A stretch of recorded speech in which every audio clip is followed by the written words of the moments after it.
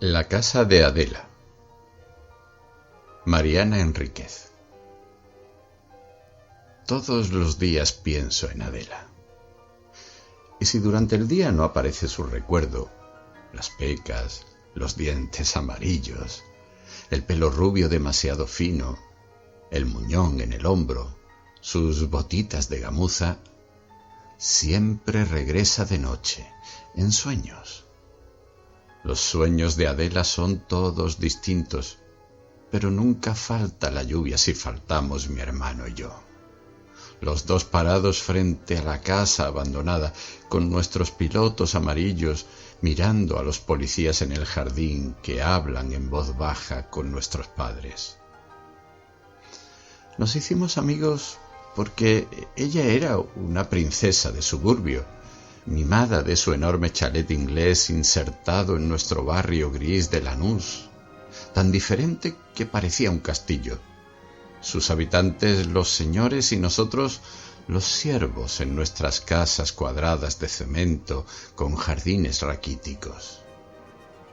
Nos hicimos amigos porque ella tenía los mejores juguetes importados y porque organizaba las mejores fiestas de cumpleaños cada 3 de enero, poco antes de Reyes y poco después de Año Nuevo, al lado de la pileta, con el agua que bajo el sol de la siesta parecía plateada, hecha de papel de regalo. Y porque tenía un proyector y usaba las paredes blancas del living para ver películas mientras el resto del barrio todavía penaba con televisores blanco y negro. Era fácil hacerse amigo de Adela, porque la mayoría de los chicos del barrio la evitaba, a pesar de su casa, sus juguetes, su pileta y sus películas. Era por el brazo. Adela tenía un solo brazo. A lo mejor lo más preciso sea decir que le faltaba un brazo, el izquierdo. Por suerte no era zurda. Le faltaba desde el hombro. Tenía ahí una pequeña protuberancia de carne que se movía con un retazo de músculo, pero no servía para nada. Los padres de Adela decían que era un defecto de nacimiento. Muchos otros chicos le tenían miedo o asco. Se reían de ella, le decían monstruita, adefesio, bicho incompleto. Decían que la iban a contratar en un circo, que seguro estaba su foto en los libros de medicina. A ella no le importaba. Ni siquiera quería usar un brazo ortopédico. Le gustaba ser observada y nunca ocultaba el muñón. Si veía la repulsión en los ojos de alguien, era capaz de refregarle el muñón por la cara o de sentarse muy cerca y rozar el brazo del otro con su apéndice inútil hasta humillarlo, hasta dejarlo al borde de las lágrimas. Nuestra madre decía que Adela tenía un carácter único. Era valiente y fuerte, un ejemplo, una dulzura. Qué bien la criaron, qué buenos padres, insistía. Pero Adela contaba que sus padres mentían. Sobre el brazo. No nacía así. ¿Y qué pasó?, le preguntábamos. Y entonces ella daba su versión. La había atacado su perro, un Doberman negro llamado Infierno. El perro se había vuelto loco, como a veces les pasa a los Doberman, una raza que según Adela tenía un cráneo demasiado chico para el tamaño del cerebro.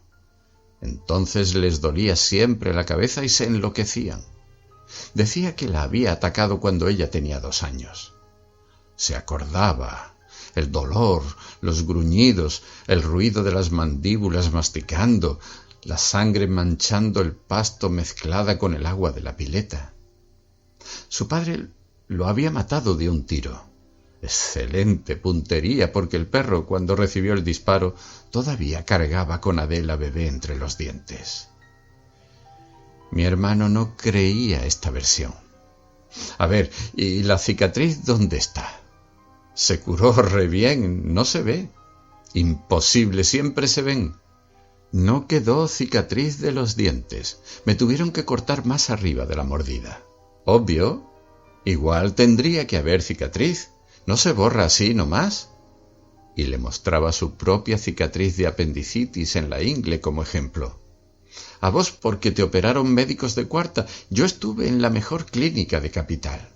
«Bla, bla, bla», le decía mi hermano, y la hacía llorar. Era el único que la enfurecía, y sin embargo nunca se peleaban del todo. Él disfrutaba sus mentiras, a ella le gustaba el desafío, y yo solamente escuchaba, y así pasaban las tardes después de la escuela, hasta que mi hermano y Adela descubrieron las películas de terror y cambió todo para siempre. No sé cuál fue la primera película. A mí no me daban permiso para verlas. Mi mamá decía que era demasiado chica. «Pero Adela tiene mi misma edad», insistía yo. «Problema de sus papás si la dejan.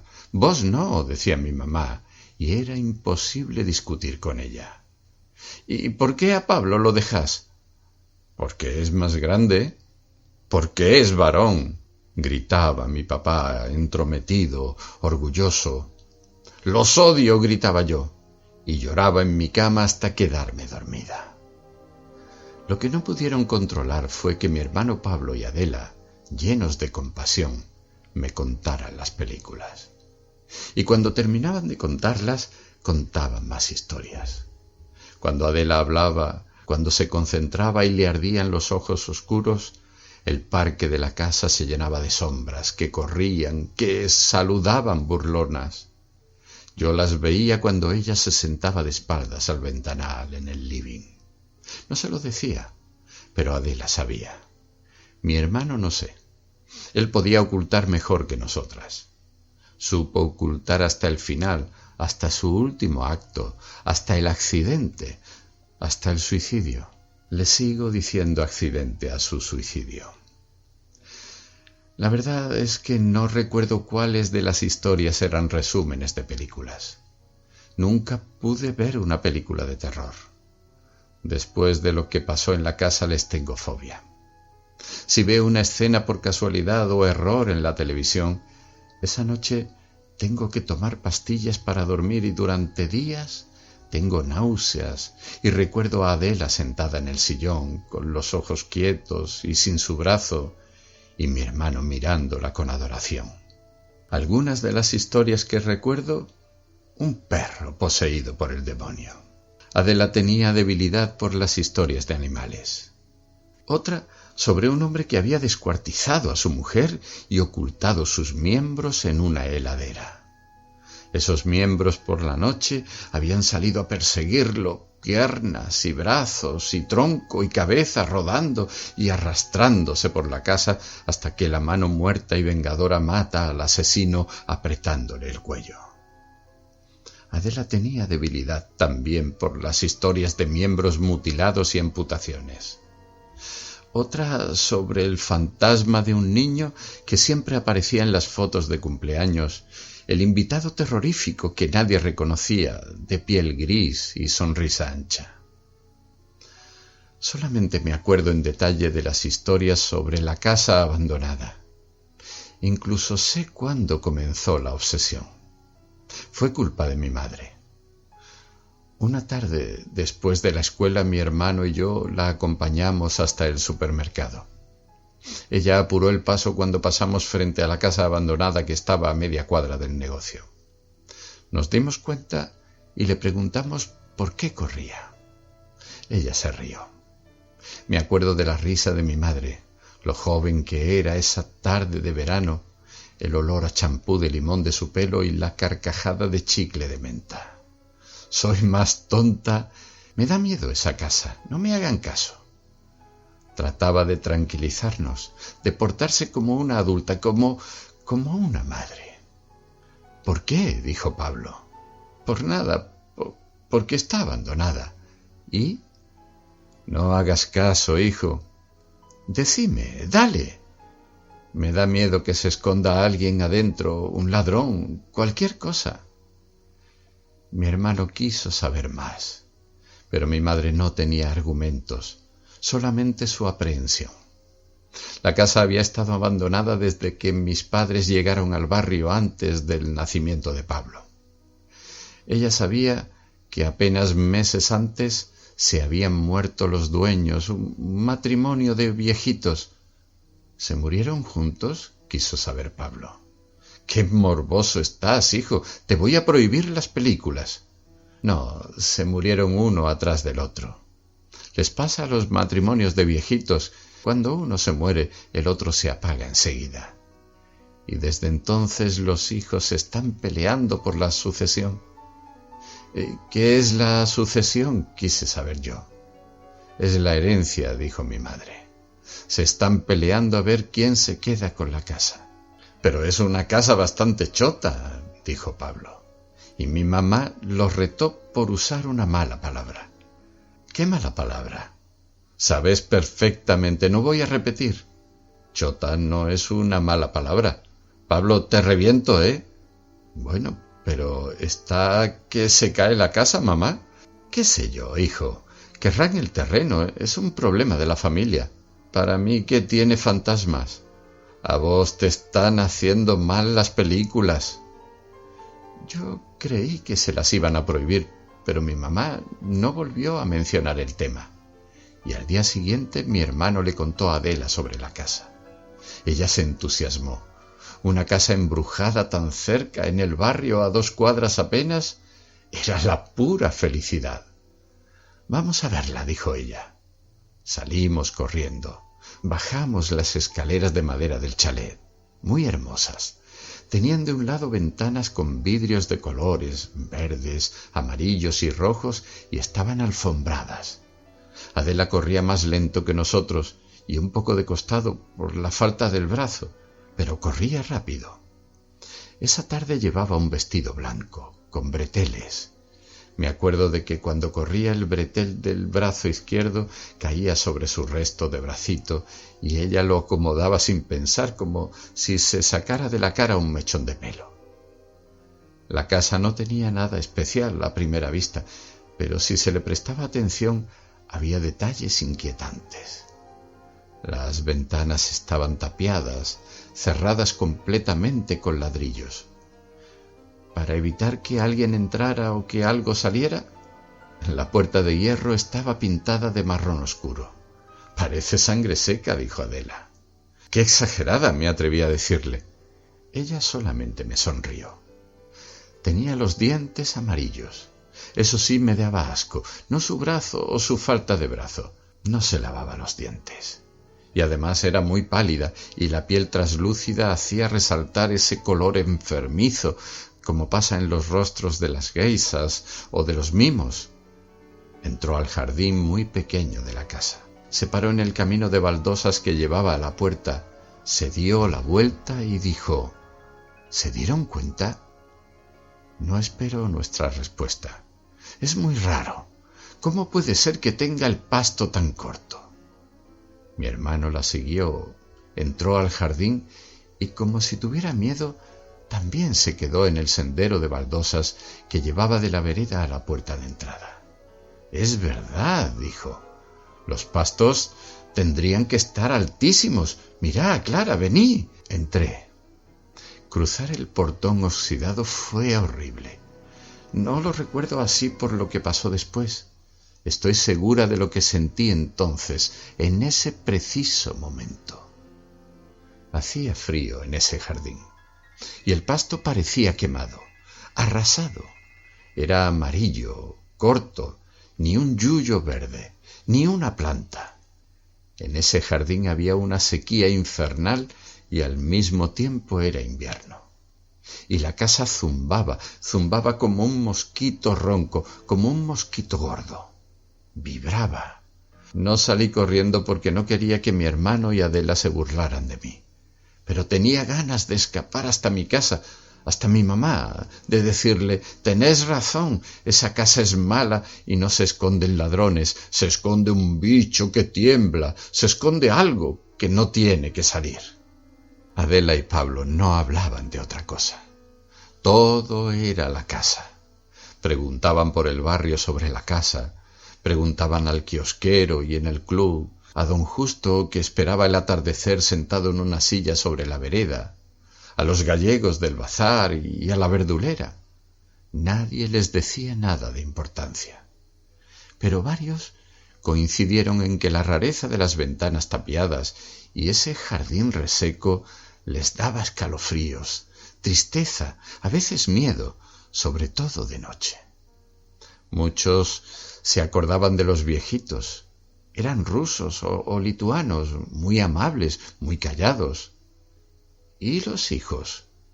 Algunos decían que peleaban por la herencia, otros que nunca visitaban a sus padres, ni siquiera cuando enfermaron. Nadie los conocía. Los hijos, si existían, eran un misterio. Alguien tuvo que tapiar las ventanas, le dijo mi hermano a don Justo. Vos sabés que sí, ahora que decís. Pero lo hicieron unos albañiles, no lo hicieron los hijos. A lo mejor los albañiles eran los hijos. Seguro que no. Eran bien morochos los albañiles y los viejitos eran rubios, transparentes, como vos, Adelita, como tu mamá. Polacos debían ser. La idea de entrar a la casa fue de mi hermano. Estaba fanatizado. Tenía que saber qué había pasado en esa casa, qué había adentro. Lo deseaba con un fervor muy extraño para un chico de 11 años. No entiendo, nunca pude entender qué le hizo la casa, cómo lo atrajo así, porque lo atrajo a él primero, y él contagió a Adela. Se sentaban en el caminito de baldosas amarillas y rosas que partía el jardín reseco. El portón de hierro oxidado estaba siempre abierto, les daba la bienvenida. Yo los acompañaba, pero me quedaba afuera en la vereda. Ellos miraban la puerta como si creyeran que podían abrirla con la mente. Pasaban horas ahí sentados en silencio. La gente que pasaba por la vereda no les prestaba atención, no les parecía raro o quizá no los veían. Yo no me atrevía a contarle nada a mi madre. O a lo mejor la casa no me dejaba hablar. La casa no quería que los salvara. Seguíamos reuniéndonos en el living de la casa de Adela, pero ya no se hablaba de películas. Ahora Pablo y Adela, pero sobre todo Adela, contaban historias de la casa. ¿De dónde las sacan?, les pregunté una tarde. Parecieron sorprendidos, se miraron. La casa nos cuenta las historias. ¿Vos no la escuchás? Pobre, dijo Pablo, no escucha la voz de la casa. No importa, dijo Adela, nosotros te contamos. Y me contaban. Sobre la viejita, que tenía ojos sin pupilas pero no estaba ciega. Sobre el viejito que quemaba libros de medicina junto al gallinero vacío en el patio de atrás. Sobre el patio de atrás, igual de seco y muerto que el jardín, lleno de pequeños agujeros como madrigueras de ratas. Sobre una canilla que no dejaba de gotear porque lo que vivía en la casa necesitaba agua. A Pablo le costó un poco convencer a Adela de entrar. Fue extraño. Ella parecía tener miedo. Ella parecía entender mejor. Mi hermano le insistía. La agarraba del único brazo y hasta la sacudía. Decidieron entrar a la casa el último día del verano. Fueron las exactas palabras de Adela una tarde de discusión en el living de su casa. El último día del verano, Pablo, dijo, dentro de una semana. Quisieron que yo los acompañara y acepté porque no quería dejarlos. Yo tenía 9 años. Era más chica que ellos, pero sentía que debía cuidarlos, que no podían entrar solos a la oscuridad. Decidimos entrar de noche, después de cenar. Teníamos que escaparnos, pero salir de casa de noche en verano no era tan difícil. Los chicos jugaban en la calle hasta tarde en el barrio. Ahora ya no es así. Ahora es un barrio pobre y peligroso. Los vecinos no salen, tienen miedo de que les roben, tienen miedo de los adolescentes que toman vino en las esquinas. El chalet de Adela se vendió y fue dividido en departamentos. En el parque se construyó un galpón.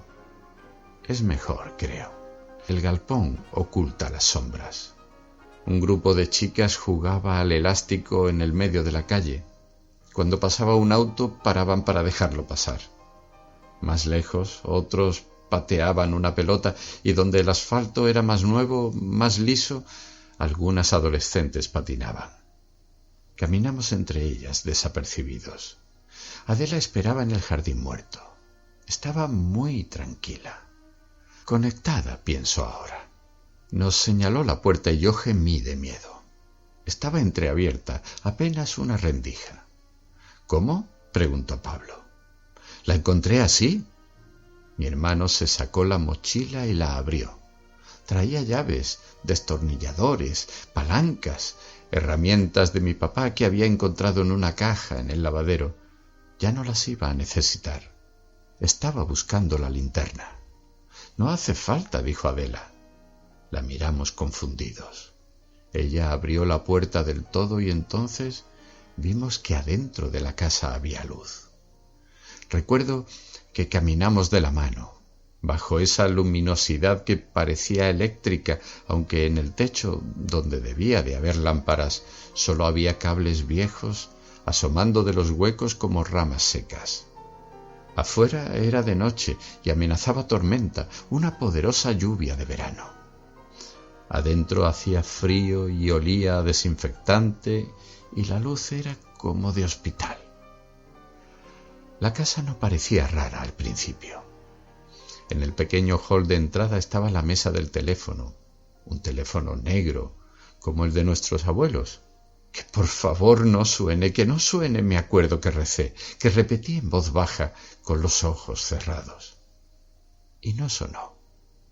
Los tres juntos pasamos a la siguiente sala.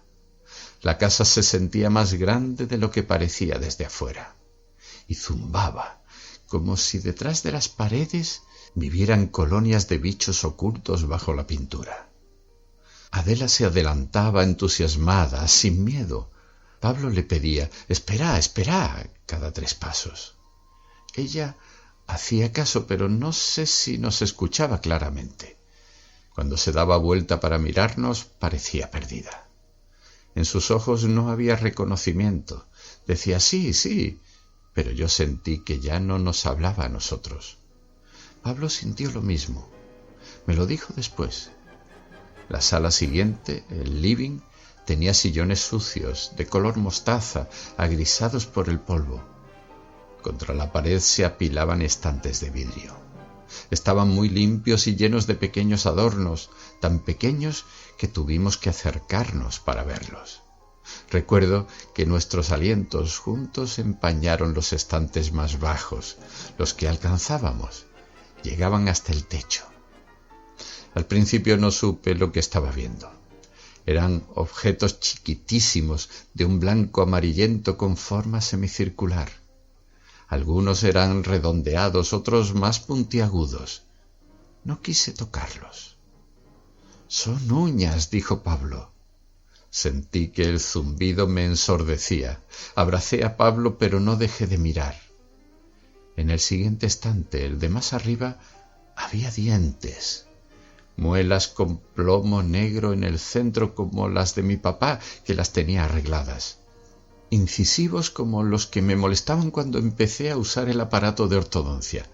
Paletas como las de Roxana, la chica que se sentaba delante mío en la escuela. Le decíamos coneja cuando levanté la cabeza para mirar el tercer estante. Se apagó la luz. Adela gritó en la oscuridad. Yo solamente escuchaba mi corazón. Latía tan fuerte que me dejaba sorda.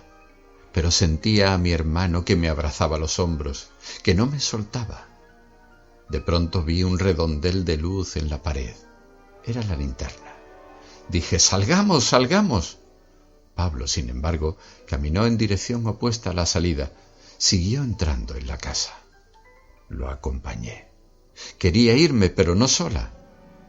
La luz de la linterna iluminaba cosas sin sentido. Un libro de medicina, de hojas brillantes, abierto en el suelo. Un espejo colgado cerca del techo. ¿Quién podía reflejarse ahí? Una pila de ropa blanca. Pablo se detuvo. Movía la linterna y la luz sencillamente no mostraba ninguna otra pared. Esa habitación no terminaba nunca o sus límites estaban demasiado lejos para ser alcanzados por la luz de una linterna. «¡Salgamos!», volví a decirle, y recuerdo que pensé en irme sola, en dejarlo, en escapar. «¡Adela!», gritó Pablo. No se la escuchaba en la oscuridad. ¿Dónde podía estar en esa habitación eterna? «¡Acá!».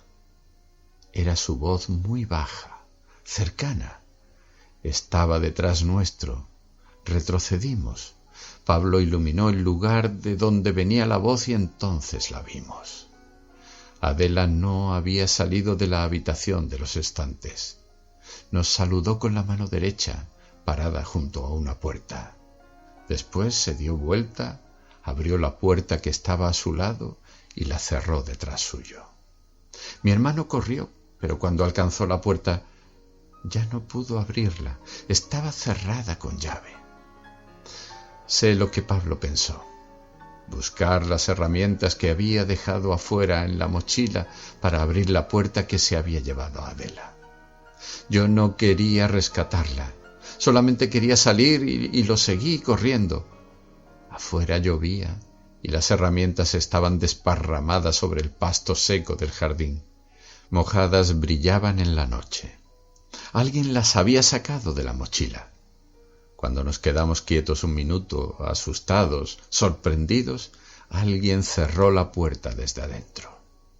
La casa dejó de zumbar.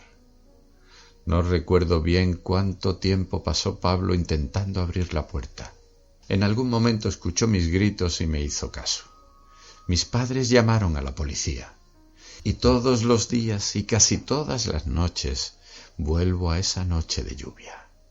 Mis padres, los padres de Adela, la policía en el jardín, nosotros empapados con pilotos amarillos, los policías que salían de la casa diciendo que no con la cabeza, la madre de Adela desmayada bajo la lluvia. Nunca la encontraron, ni viva ni muerta. Estuvieron dentro de la casa durante horas, toda esa noche y hasta la madrugada. Adela no estaba. Nos pidieron la descripción del interior de la casa. Se la dimos. La repetimos.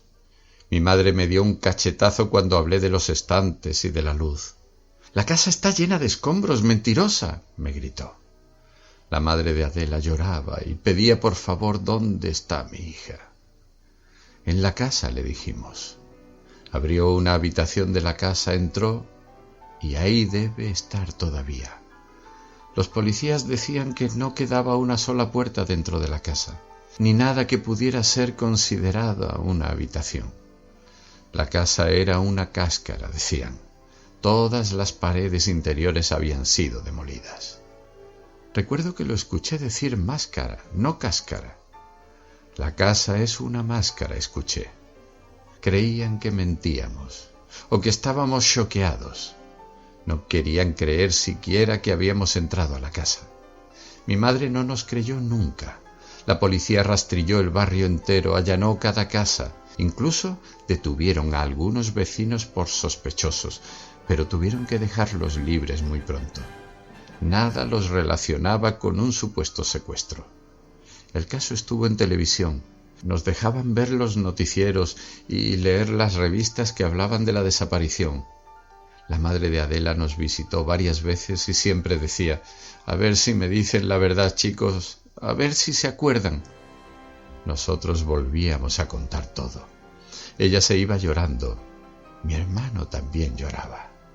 Yo la convencí, yo la hice entrar, decía. Una noche mi papá se despertó en medio de la noche. Escuchó que alguien intentaba abrir la puerta. Se levantó de la cama agazapado, pensando que encontraría a un ladrón. Encontró a Pablo, que luchaba con la llave en la cerradura. Esa cerradura siempre andaba mal. Llevaba herramientas y una linterna en la mochila.